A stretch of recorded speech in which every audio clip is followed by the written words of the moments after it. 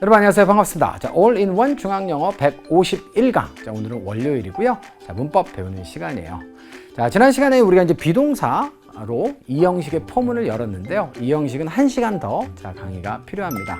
개수가 좀 적기는 하지만 그렇기 때문에 전체를 다 우리가 살펴보는 것이 유리하다고 생각해요. 자, 그래서 이 형식 동사 두 번째 시간 비동사의 친척분들 소개를 해드릴 테니까 잘 따라오시기 바라고요. 자, 오늘의 강의 순서는 다음과 같습니다. 자, 오늘 공부할 내용과 순서입니다. 비동사를 제외한 나머지 이 형식 동사들이 이제 몇 개 있다고 했죠. 그래서 종류별로 이제 1, 2, 3, 4번으로 이렇게 나눠서 살펴볼 것입니다. 자, 그리고 마무리는 똑같이 퀴즈로 정리하도록 하겠습니다. 그러면 첫 번째 동사부터 한번 가볼까요? 첫 번째가 이제 stay하고 remain인데 이 녀석들도 뭐다? 보호를 반드시 취하는 연결 동사다 라고 지금 주장을 하는 거예요. 자, 그리고 얘네들은 비동사처럼 똑같이 1, 2 형식으로 다 쓰이고 의미도 거의 비슷하다 이렇게 되어 있습니다. 여러분들이 영어를 가르치는 학자가 될 것이 아니라면 사실은 stay와 remain은 비동사와 완전히 동의어라고 생각하셔도 무방합니다. 괜찮습니다. 자, 큰 무리가 없다는 거죠. 그런데 이렇게 정보를 드리고 나면 실제로 이게 왜 동의어지? 라고 하는 문제를 제기하거나 궁금증을 이야기하는 학생들이 꽤 많이 있어요. 그래서 제가 이런 내용을 한번 좀 준비를 좀 해봤습니다. 비동사는 뭐뭐이다고 stay는 머무르다, remain은 남아있다. 이렇게 외우고 있는데 이게 왜 도대체 동의어입니까? 이렇게 주장하는 학생들이 있어서요. 자, 이렇게 정리를 좀 한번 해봤어요. 여러분들 이제 저한테 이미 배우신 내용이지만, 자, 비동사는 어떻다 그랬어요? 1형식으로 쓸 때도 있다 그랬죠? 2형식으로 쓸 때도 있다고 했습니다. 자, 중요한 것은 사용의 빈도수, frequency라고 영어로 하는데요. 실생활에서 2형식으로 몇 퍼센트를 쓰고 1형식으로 몇 퍼센트를 쓰는가를 따져보면요. 이거는 거의 9대 1이에요. 자, 그리고 stay와 remain 같은 경우에는 반대로 어때요? 체류하다, 남아있다의 뜻으로 쓰이는 것이 거의 9.78 정도 될 겁니다. 그리고 자, 이렇게 2형식으로 쓰이는 케이스가 별로 없어요. 0.23밖에 없어요. 따라서 여러분들은 지금 stay, remain 하면은 이게 먼저 생각날 거고요. 비동사 하면 뭐가 먼저 생각날 것 같아요? 이게 먼저 생각이 나겠죠. 그러니까 두 단어가 완전 동의어라고 하는데 이 감정적으로 동의가 잘 안 될 수 있습니다. 하지만 사용의 빈도수는 거꾸로이긴 하지만 두 단어는 요 두 그룹은 완전히 동의어다라고 이렇게 생각을 하셔도 무방합니다. 자, 다시 돌아가서 그래서 비동사처럼 1, 2형식으로 똑같이 다 쓰이고요. 자, 의미도 거의 비슷하다. stay와 remain은 1형식으로 사용되고 2형식으로 드물게 사용되며 반대로 비동사는 2형식으로 주로 쓰이고 1형식으로는 아주 가끔 사용된다. 이렇게 정리하시면 되겠어요. 자, 그럼 이 정리된 내용들을 예문을 통해서 좀 증명을 좀 해볼까요? 자, 첫 번째 예문입니다. Isabel이라고 하는 주어가 어떻게 했어요? stayed. 자, stayed는 체류했다, 머물러 있었다 이런 얘기잖아요. 나머지는 부사적 수식어가 이제 3개가 수식하고 있어요. 어디에? 토론토에. 얼마 동안? 5달 동안. 언제? 작년에. 이렇게 되는 거예요. 자, 이렇게 머물러 있었다라고 하는 얘기입니다. 여러분들 머물러 있었다나 있었다나 거의 비슷한 얘기 아니에요? 자, 그래서 체류에 있었다와 있었다는 정말 요만큼의 뉘앙스 차이는 있을 수 있겠지만 완전 동의어로 생각하셔도 좋다는 것입니다. 이렇게 바꿔 쓰셔도 된다. 이렇게 보시면 되겠네요. 자, 1형식으로 쓰이는 거 보셨죠? 자, 그런데 이 두 아이는 어떻다?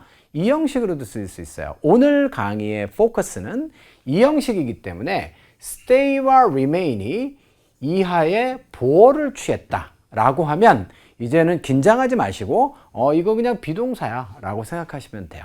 자, 어머니께서 My mother remained. 남아있었다. 아니, 뒤쪽에 speechless라고 하는 형용사의 보호가 등장하고 있잖아요. 따라서 남아있었다로 해석하시면 안 되겠고요. 어머니께서 어떤 상태였다 이렇게 보시면 되겠습니다. speechless는요. 여러분들 L-E-S-S가 붙으면 어떤 단어를 형용사로 만들어주는데 없다는 얘기예요. speech가 이제 말이죠. 그래서 말이 없는 상태이셨다. 이렇게 되겠습니다. 됐나요? 자, 그럼 그 이하에 있는 전치사구는 어때요? 잠시 동안, for a moment. 자, 이것은 부사적 수식어로 보시면 되겠죠. 자, remained 플러스 형용사 보어. 뭐랑 똑같다고요? be 플러스 형용사 보어랑 똑같아요. My mother was speechless for a moment 하고 자, 같겠습니다. 자, 이렇게 납득이 되셨죠?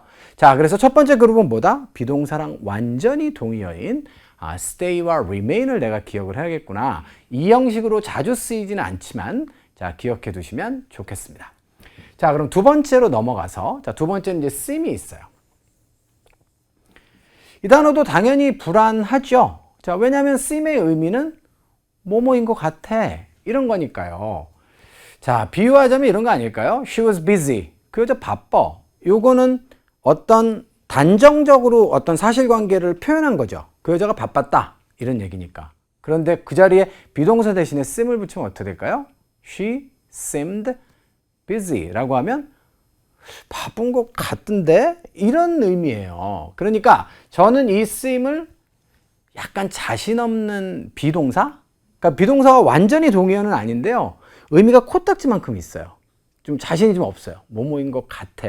이런 의미가 되겠습니다. 따라서 완전하겠어요? 불완전하겠어요? 불완전하죠. 따라서 seem도 이하의 보호를 취하게 되는데 비동사는 1형식과 2형식으로 둘 다 사용이 가능했죠.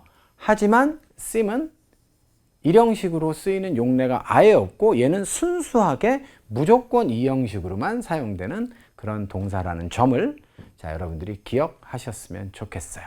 됐나요? 자, 그러시면 얘도 이제 예문으로 한번 좀 가보도록 하겠습니다. 자, 2형식 동사는 다 비동사와 친척이라고 생각하시면 돼요. 그래서 제니가 어땠대요? was very busy yesterday. 어제 굉장히 바빴다. 주어 동사 보호의 부사적 수식어로 구성된 어순인데요. 자, busy의 시점이 없으니까 was를 그냥 받은 거거든요. 그런데 얘도 마찬가지로 시제는 지금 표현을 하지만 플러스 알파로 뭘 표현했어요? 자신이 없어요. 바빴다. 이렇게 단정을 못 하는 거예요. 바빴던 것 같은데 바빠 보이던데 뭐 요 정도의 느낌인 거예요. 자, 무슨 말인지 이해되셨죠? 그러니까 결국은 한 98% 정도 유전자가 똑같다라고 여러분들 생각을 하시면 되겠어요. 이해되셨나요? 네. 자, 그렇게 해서 자, seem도 마무리를 짓는데 마지막으로 seem이라고 하는 단어는 자, 비동사가 취하는 보어 뭐 전체를 다 취할 수 있습니다. 그래서 형용사도 취하고 명사도 취하고 뭐 투부정사도 취하고 다양한 형태를 취할 수 있다. 이렇게 여러분들이 확인하시면 되겠네요. 자, 세 번째 계열입니다. 오늘 강의에서 이제 가장 이제 중요하고 좀 복잡한 그런 내용이 될 텐데요. 세 번째가 이제 become이 되겠습니다. 자, 이 형식 동사들은 기본적으로 뭐라 그랬죠? 친척이라고 했죠? 네, 비동사들의 친척이에요. 얘도 비동사를 기준으로 놓고 자, 한번 생각을 한번 해봅시다. 자, become의 뜻이 뭐죠, 여러분들? 어떠어떠한 상태가 되다 이런 뜻입니다. 그럼 비동사랑 뭐가 어떻게 달라요? 예를 들어서 it was dark 이렇게 얘기하면 어두웠어 그런 얘기잖아요. 그런데 여기에 was 대신에 became을 쓰면 똑같이 시제를 나타내는 기능을 합니다. dark의 시점이 언제였는지를 나타내는 시제 동사의 역할을 하는데 플러스 알파로 코딱지만큼 또 의미가 붙었어요. dark 했었다가 아니라 그 과거 시점에 dark한 상태로 바뀌었다, 변했다의 의미예요. 그래서 어두워졌다라고 번역을 하게 되죠. 그래서 이것도 마찬가지로 한 98% 정도 비동사와 유전자가 똑같다라고 여러분들 생각하시면 되는데 약간의 뜻이 더 있기 때문에 뒤쪽에 이제 보호를 취하게 되는 것입니다. 자, 그래서 become 하나만 딱 드려도 좋지만 기왕에 말이 난 김에 become 말고 become은 원래 이형식 동사예요. 대표적인 의미가. 그런데 얘 말고도 이동과 변화의 의미를 가진 동사들이 뒤쪽에 보호를 취하잖아요. 그러면 become 계열의 동사로 활용될 수 있습니다. 자, 이동과 변화라고 하는 단어 한번 머릿속에 한번 떠올려 보실래요? 자, turn이라고 하는 단어 생각해 보겠습니다. turn이 전환의 뜻이에요. 그러니까 A의 상태에서 B 상태로 전환되었다니까 변하다, 되다의 뜻이고요. get은 도달하다의 뜻이 있습니다. 일형식으로. 어디에 도착하다, 도달하다. 그러니까 뒤쪽에 보어가 오게 되면 이 보어의 상태에 도달했다는 거예요. 변했다는 의미가 되겠습니다. 자, grow도 성장했다니까 A의 상태에서 B의 상태로 변했다는 얘기죠. 자, go도 마찬가지예요. A의 상태에 있다가 B의 상태가 되어 갔다. 이런 얘기예요. come도 마찬가지겠죠. fall도 마찬가지입니다. fall이 원래는 떨어지다 이 뜻이죠. 하지만 fall도 어떤 상태로 변해서 떨어졌다는 얘기예요. 그래서 become은 대표 의미가 변하다, 되다의 뜻이지만 turn부터 시작해서 fall까지의 단어는 원래 더 많이 쓰이는 그런 일형식 동사로서 혹은 뭐 삼형식 동사로서의 의미들이 따로 있죠. 따라서 조건을 붙이겠습니다. 얘네들은 항상 이 형식은 아니고 뒤쪽에 보어가 동반되는 구조가 오게 되면 앞으로 여러분들 당황하지 마시고 이거 become으로 그냥 해석하면 돼. 이렇게 처리하시면 되는 거예요. 자, 이해가 납득이 되셨습니까? 자, 그러시면 요 얘기 여러분께 이제 이미 설명을 드렸고요. 자, become은 대표 의미가 이 형식이기 때문에 괜찮아요, 여러분들. 그런데 become 계열의 동사들은 항상 이 형식으로만 쓰지는 않습니다. 요 질문을 제가 교실에서 수업을 해보면 굉장히 학생들이 자주 해요. 오해하고, 자, 그래서 이제 오해하시면 안 되고 3회를 빼세요. 그러면 이제 이해가 될 겁니다. 자, 나머지 become 계열의 동사들은 이 형식으로 드물게 사용이 되더라. 이런 얘기입니다. 요것도 예문을 통해서 한번 검증해 봐야겠죠. 자, 첫 번째 예문입니다. demand. demand는 동사도 되고 명사도 됩니다. 이 자리에서는 당연히 뒤쪽에 목적어를 취하지 않았고, 두 번째로는 동사가 문장에 분명히 있기 때문에 여기는 주어 자리다. 따라서 명사다. 뒤쪽에 있는 수식어구가 이렇게 수식을 하죠. 그래서 새로운 차량에 대한 demand가 요구하다니까 수요라고 번역하겠습니다. 수요가 어떻게 됩니까? 자라나고 있어요. 이거는 뒤쪽에 지금 보호를 취하지 않고 부사를 취하고 있기 때문에 자, 어떻게 된다? 빠르게 성장하고 있어요 라고 하는 일형식의 의미라 어떤 상태로 변했어요의 뜻으로 번역하시면 안 돼요. 그리고 이런 형식으로 훨씬 더 많이 쓴다는 거죠. 두 번째입니다. 자, 두 번째는 사람들이 길러요. 이건 재배하다, 성장시키다 이 뜻입니다. 왜? 뒤쪽에 목적어가 와 있으니까요. 자, 그래서 rice는 쌀이고요. beans는 콩이니까 쌀과 콩을 사람들이 재배합니다 라고 해서 삼형식으로도 쓰는 거예요. 이해되셨죠? 자, 그래서 결론이 뭐냐?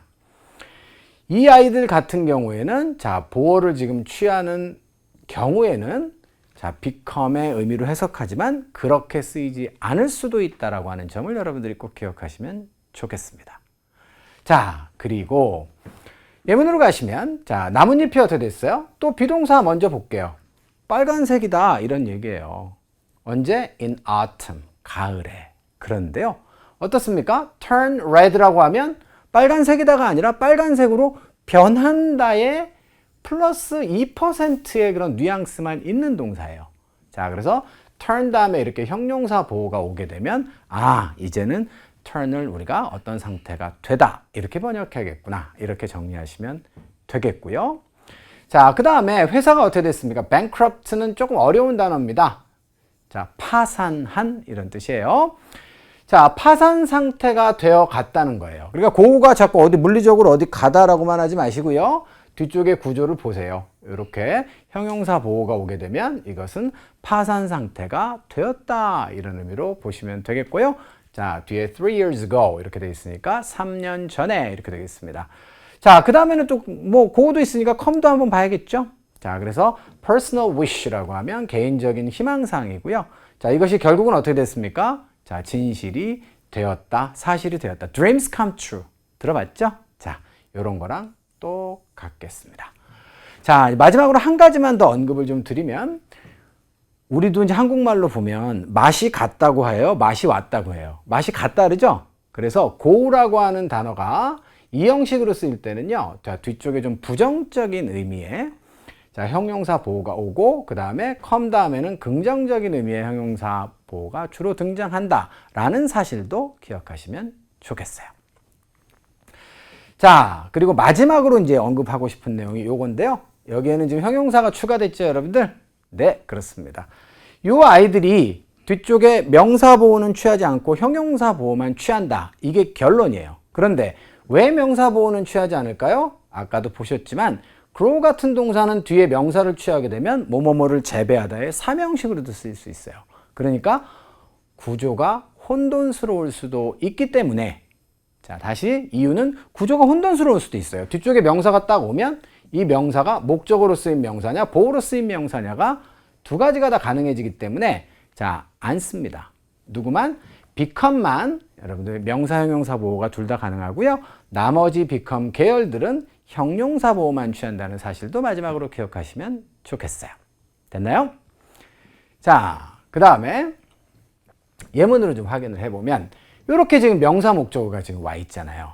그러니까 얘가 이제 보호랑 헷갈릴 수 있으니까 이런 경우에는 여러분들 자, 명사 보호는 취하지 않는다. 이렇게 보시면 되겠고요.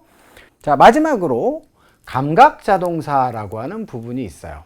자, 감각자동사는 말 그대로 사람의 감각을 나타내겠죠.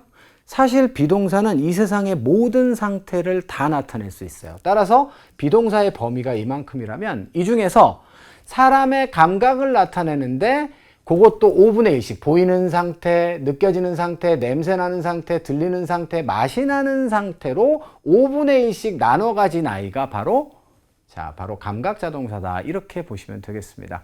의미는 당연히 이렇겠고요. 얘들도 마찬가지로 똑같은 이유로 형용사 보호만 취할 수 있습니다. 자, taste something이라고 하면 뭐뭐를 맛보다 라고 하는 타동사로도 사실 쓸 수 있거든요. 그래서 뒤쪽에 명사를 취하는 일은 혼돈을 유발할 수 있기 때문에 쓰지 않고요. 자, 감각동사들도 이 형식으로만 쓰이지는 않는다라는 점 강조드리고 마지막 예문으로 갈게요. 요거 먼저 보세요, 여러분들. My mother often is tired 이렇게 되어 있습니다. 어머니가 종종 피곤해하세요. 이런 얘기가 되겠죠. 이거랑 똑같은 거예요. 피곤한 상태를 be로 표현할 수도 있지만 저건 느낌의 상태이기 때문에 자, feels로 쓸 수도 있다라는 것이죠. 이해되셨나요? 자, 이렇게 해서 여러분들 감각의 자동사까지 비동사의 친척들 5가지 여러분들 좀 살펴보셨고요. 자, 퀴즈 하도록 하겠습니다. 딱 보니까 답이 보이시죠? 이 형식으로 안 쓰이는 건 누구? decrease죠, 당연히. 자, 그 다음에 두 번째로 가겠습니다. 이 형식으로만 쓰는 애가 하나 있다 그랬죠? 누구였죠? 기억나시나요? sim이 되겠습니다. 자, 이렇게 해서 오늘은 퀴즈 2개만 해볼 거고요. 마무리 해보도록 하겠습니다. 자, 비동사의 친척들, 자, 꼼꼼하게 정리 잘 해주시기 바라고요. 내일은 이제 적용의 과정이 되겠습니다. 자, 오늘은 여기까지 합니다. 안녕!